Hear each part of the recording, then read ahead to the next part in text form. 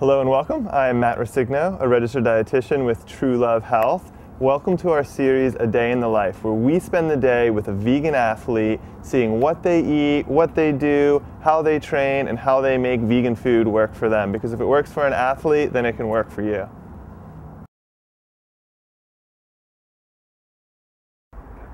We're here in El Segundo, California to spend the day with Brian Davidson, who's not only a really good friend of mine, but an amazing athlete. He bikes, he runs, he swims, he's a lifeguard, he's a plane mechanic, and we're gonna see what he eats, how he trains, and what he does. So let's go say hello to Brian.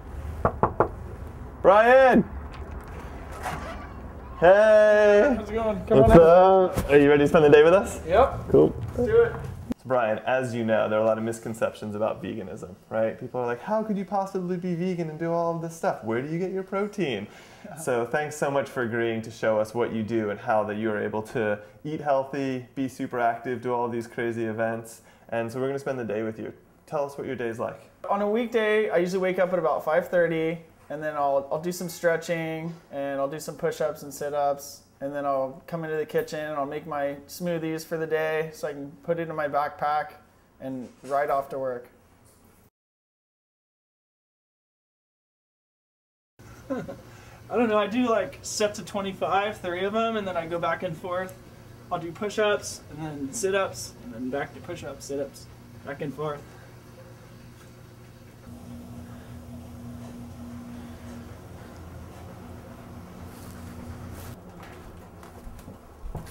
All right, Brian, let's see your vegan breakfast smoothie.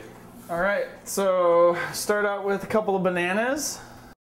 All right, so to make this smoothie, I throw about 5 or 6 bananas in, and I'll end up making 2 of these. So this is for each one. So 5 or 6 bananas per smoothie? Per smoothie, yeah. And then a half a bag of the blueberries, and then a big spoonful of peanut butter, and I'll show you how much of that I put in. You ever measured it before, or do you just eye it up? I have measured it, and as far as bananas go, it's about 100 calories a banana. Yeah. You know, and then plus the peanut butter. I actually haven't measured this out. I've just been putting this in for taste, but I know, you know. We'll measure it out, and we'll make sure we know how much that is going into it, because we're going to put your recipe on the website. Sounds good. Whoop. And then water. And just 3 ingredients, huh? Bananas, blueberries, and peanut butter. Yeah. Awesome.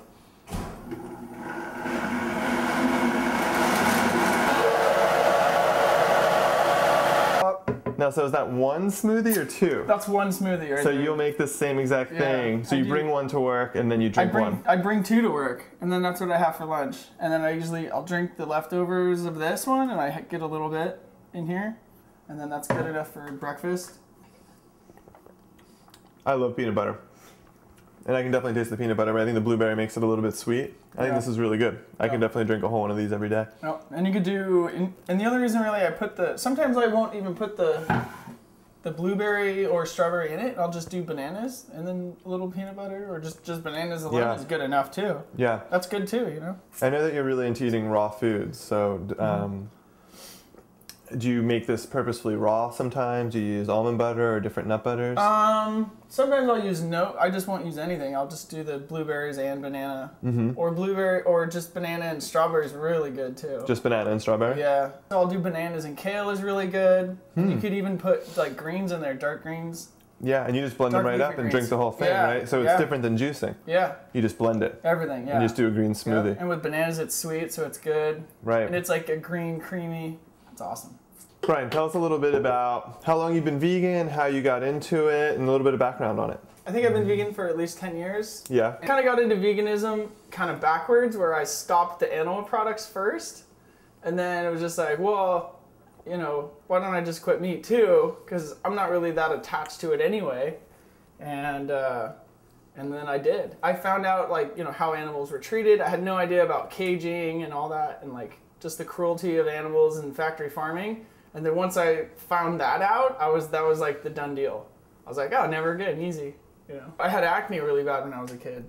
So it turned out that by cutting the dairy was like the main cause of that. After 2 weeks of no dairy, I was cleared up. And it was like, and I'd gone to doctor after doctor trying to figure out what it was. And like in the end, it was dairy the whole time, and not one doctor ever mentioned it.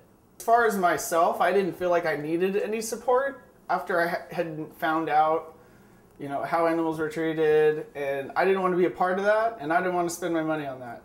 And so that was it. And I know it's healthier. Like, everybody really knows it's healthier. I don't think that's really a question. Breakfast, it's true what they say. It is the most important meal of the day, no matter who you are, what you're doing, and what you're eating. Brian's breakfast, he got from the peanut butter, he got protein, he got healthy fats. From the bananas, he's getting carbohydrates and the energy. Blueberries, he's getting his antioxidants. An awesome way for him to start his day. So now we're gonna hop on bikes, ride over to the beach, and go for a run. Some nice breezy air. Do you think riding helps you get warmed up for running? Yeah, it does. Yeah, because it usually takes about 15 minutes, you know, before you're warmed up. So it's probably about 15-20 minute ride down to the beach. All right, we're down here at El Porto Beach. I grew up down here surfing and playing in the sand. We're gonna go for a little run, and running is free. And then how we stayed at someone's place that wasn't even there, and then we had to pack up. And you're not like you're not a traditional athlete, or you don't seem like one anyway. How did you get into all of this? Yeah, you know, I was thinking about like when I first became an athlete, and then I was just remembering, you know, like as a kid, like everyone's out running and playing basketball and surfing, and at some point I think most people just stop doing those things. So I think it's just naturally part of who we are. Yeah, like everybody's an athlete. So I know that you have a big race coming up, right? A 200-mile bike race in Death Valley. Yeah. But we're out here running. Why? Do you cross train a lot? Do you do different things? Yeah, cross training's good. I could really tell, like, it helps with my leg strength by running. Yeah. And like I'll go out and ride really hard and I'll be sore, but then I'll go run and it's different muscles, so I'll be able to do that and still get a workout in. So you would recommend that cyclists run? I recommend that like everybody really cross trains, and yeah, definitely for running if you're a cyclist, and biking if you're a runner. Right. All right, Brian. So that 200-mile race on Saturday, half Ironman triathlon on Sunday, I was there. I was a part of it with you. Yeah. And that was so ridiculous. I mean, really, what were we thinking? Oh man, I don't know. Well, just trying to think of the craziest thing. What would be the worst idea? And just try to see if we could tackle that, you know? I mean, that was what I was thinking. Yeah. And I love that you didn't even blink. You said, yeah, let's do it. Sign me up. Yeah, that was amazing. And totally possible. And we both pulled it off. It was good. How long did the 200 miles take us? 11 hours? 12 hours? Yeah, something like that. I mean, the hardest part was only getting like 5 hours of sleep and then waking up and doing a half Ironman. Yep. But you crushed it. I remember being in that water and worrying about falling asleep. I don't know about you. I did do the 508 about a month ago. Tell us what that is. The 508, it's a... The Furnace Creek 508 you're talking about? Yeah, Furnace Creek 508. It's a 508-mile bike race, and I did it on a two-person team. So this is a 500-mile relay race, and two of you took turns riding the 500 miles. How long does something like that take? 36 hours. You get 48 hours to do it, and we did it in 37, I think. Wow. Yeah, it was pretty fun. Now, and people watching don't know this, but you've done this race by yourself. Yeah. So 508 miles non-stop alone. Yeah. How many times have you done that? Twice solo. Wow. I mean, what's that experience like? You spend over 30 hours on your bike? Yeah. It's pretty intense. That's unbelievable. Yeah, and it's doable, amazingly enough. How do you do it? Well, I mean, a lot of it's mental at that point. Once you get into distances like that and times, it's more mental than physical. Right. Because, you know, you have highs and really lows, so you just have to overcome them mentally. And you'll do it. It's just a mental game. So we had a run at the beach. It was great. Thanks for taking me out. You definitely made me tired. Now what? I say we go back and make some food. You gonna make me something good? Of course. Let's go. Let's go eat. All right. All right, Matt. I told you I'd make you something good. So let's do a chicken cashew salad. Yeah. Sounds Romaine. good. That's it. All right, so we're gonna do some of these chicken strips and cashews, and we'll put some carrots in there also. We use romaine hearts and some of the salad herb mix, but we'll do that now. But a lot of times, you know, depending on, you can use anything really in the fridge. I'll oftentimes just use whatever is left, like just ready to go bad, and I'll throw it in there.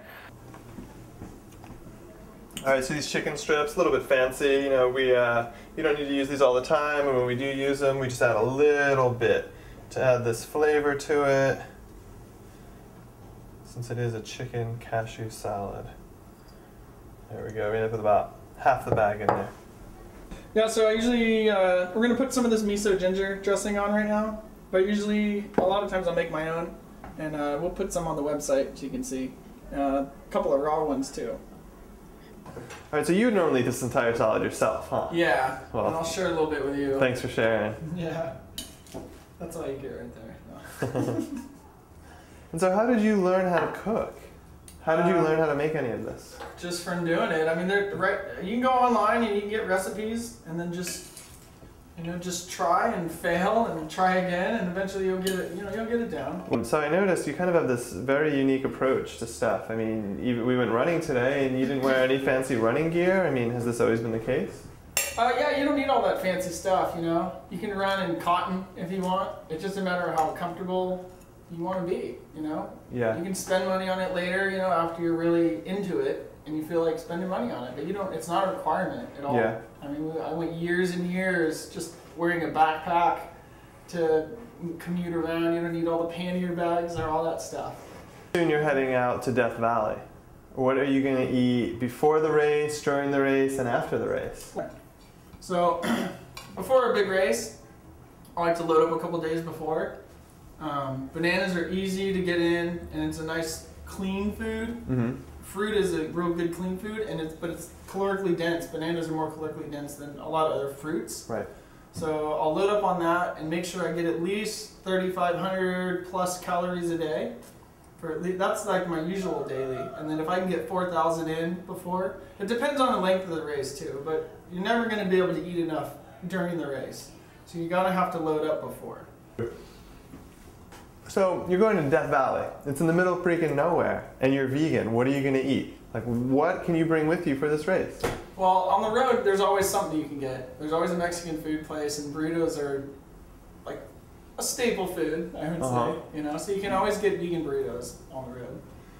But I do like to bring a lot of my own food. I'll just take a cooler and I'll fill it up with different fruits and melons and stuff that I can supplement. Well, Brian, I think that's great advice, and thanks so much for sharing not only your salad, but your day with us. And I'm really looking forward to seeing what happens in Death Valley, man. Good luck. Right. Thank you. Sure. Hope we do well. Yeah.